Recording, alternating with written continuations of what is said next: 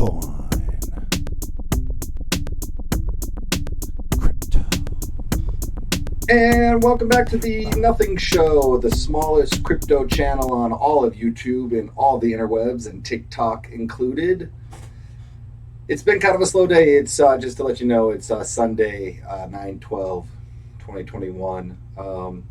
Bitcoin's been trading a little bit sideways, and we've seen a lot of some of the altcoins really pop in, a lot of price speculation, a lot of up and down. And so, but like the overall Bitcoin price is a little down, and we're coming to the daily and weekly close here. So it'll be interesting to see what the candle does. If we stay above the 45,500 level, then I believe we will finish with a green candle, and the sentiment will be bullish. Now, there's just been a lot of speculation over where we are at this bull run. As I've mentioned before, some of the biggest crypto YouTube influencers saying 100K by the end of the month, with a 1 week caveat saying that it could take an extra week to hit 100K. So that's in approximately 18 to 25 days, and we are about $60,000 short. So 18.4. So yeah, we need about $4,000 daily candles with basically no interruption to reach those kinds of price targets. And again, great entertainment. Love the shows, even though you guys kind of hack and copy other people's shows and copy the concepts of other people's shows. But I don't care.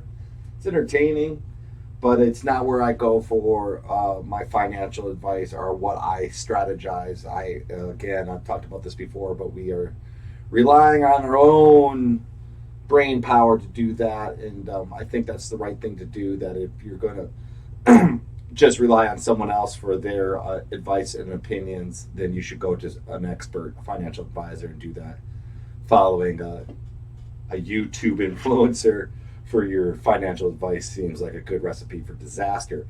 Which brings me to my next topic, though, is so where are we at in this bull market or this bull run? And some say that we're already in a bear market. The ones that don't get a lot of play say that. And I'm starting to lean towards that. I've actually already, as I've stated in the past, taken profits on not only my Bitcoin, I took my Cardano profits. I have a small position left in both, but most of my Cardano, most of my Bitcoin are already sold.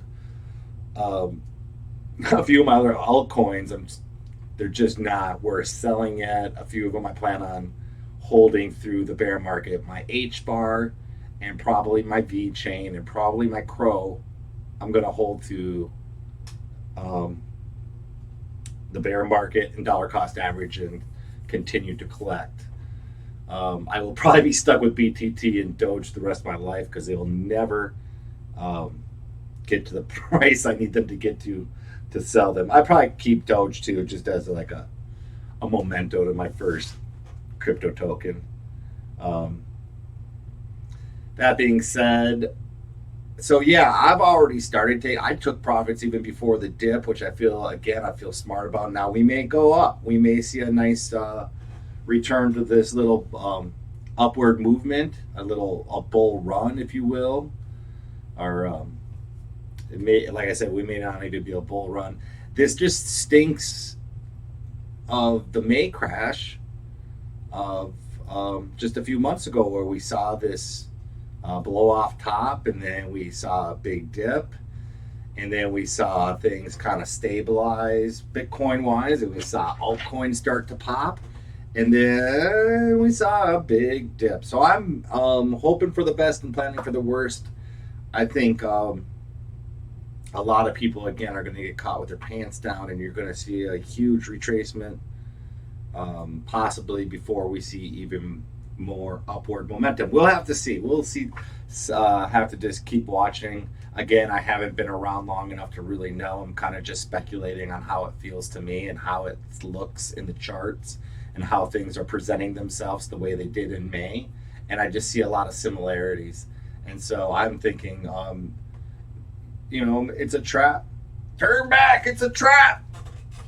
And again, these influencers, of course, you got to think about their loyalties and how they make their money. And what good would it do to come out and prematurely say we're headed for the bear market? You'll stop watching their program, they'll stop getting views and likes, and they will stop making money. And some of them have big companies that depend on our participation, our views, that if no one's watching, they're not going to pay rent for very long.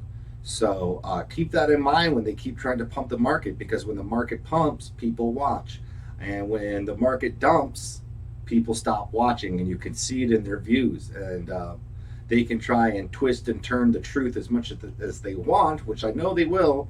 They'll start retracing and saying, no, I said it was going to be 6 to 8 weeks. It was going to be the end of October. And you'll start hearing that narrative now as they'll start pushing their predictions out further and further to keep you watching. But it's your money. You should be careful. So let's just take a quick look. Like I said, it's been trading pretty sideways, but I've been trying to, I keep my eye on Tezos. I don't care too craps about Tezos. I don't even know what it is, but I trade it a lot. It has a nice trading pattern. Let me just show you.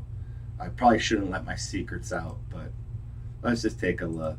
No one watches me anyway. But here, let's just take a look at like this. This is what this is a 5-minute chart. So this is what we were doing. We make these nice little U patterns.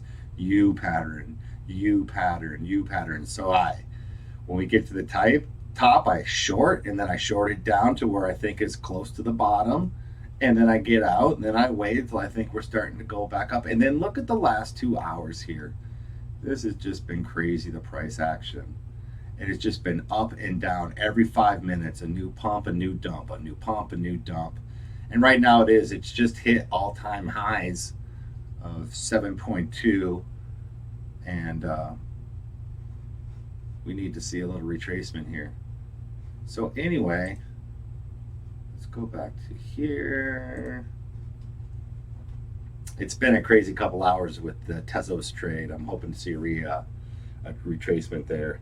And then ADA, Cardano, with their launch of their smart contracts today, price just dumping. It's funny. I actually did jump. I don't know if you caught that. I did jump in a small Cardano trade where I thought was the bottom. We'll keep an eye on it. I think over the next week, if they can battle the FUD, you will see Cardano grow a little bit. So we'll keep an eye on it. We're always looking for something, a good entry. I think Cardano will grow, but it already sounds like they're having growing pains with their smart contract launch, that there's a lot of bugs, which is to be expected. But of course, everyone likes to hyper focus on Cardano because we've been waiting for so long for these launches of the smart contracts and hoping that it'll be a competitor to ETH and maybe possibly have lower fees so we can actually use it, that if you're not a multi-millionaire, you can actually afford to use the network. Whereas Ethereum, it's only available to someone like me every once in a while with gas fees, and then you got to hope that on that day that the gas fees are low is the day that you actually want to trade some coins. So that's been a struggle, because there are things like NFTs that I wanted to get into, but I'm not going to spend $500 to buy an $800 NFT. So that's too bad. What else? We had the NFL first Sunday. Football is back. My Vikings took a loss to the Cleveland Browns. If you recall my NFL price predictions. This is a hard show. My NFL predictions, I did say Cleveland Brown, I think, was my number 4, number 5 team. I had them up there. They're a tough team. They got their first win against my Vikings. Not shocking. It's, of course, I would have liked to see a win, but again, it's not what I expect from the Vikings. I had the Vikings around probably number 15 or number 18 in the NFL. So a nice 7-9, 8-8, 9. Oh, there's an extra game. I take that back. The Vikings 10-9 and 8, 8-9, 7-10. Yeah, one last preseason game this year, and we added a game to the schedule. So that'll be interesting. One more game. I think it's just going to be one more game for people to be injured in. It'll probably give the very best teams 1 week to rest up for the playoffs, whereas any team that's struggling to get in, it's going to be one more week where your star player gets a career-ending injury. week 19, 18 or whatever. Okay. And So anyway, so I cut let's some move on. footage yesterday and never posted it. So it's now 9:13 and it's Get a Job Day. So just a little personal note. They're opening a new restaurant here in Tucson. It's called The Delta. It's a Travis Peters restaurant from the parish. I've been a big fan of his and followed his career a bit. So I'm going to go down there and see if I can't land me a bartending job. It's been several months since I've had full-time employment. I've just been taking the summer off and trading my Bitcoins. I did sell out all of my Bitcoin at this time. I cashed in, turned it into US dollars. I did not take it off the exchange though. I'm going to just hold on to it and keep an eye on the market. But I think we're headed for a dip. I think we may even be headed for a premature bull market. It may just be over. That's kind of what I've been saying lately. So I put my money where my mouth is and got it out of the market. I'm looking to close probably some other positions out too. So with that being said, I wanted to just say wish me luck on landing a job. If we get a job, we'll probably go out and watch some Monday Night Football tonight and celebrate a little bit. But otherwise, we'll see you soon and until we speak again. Peace.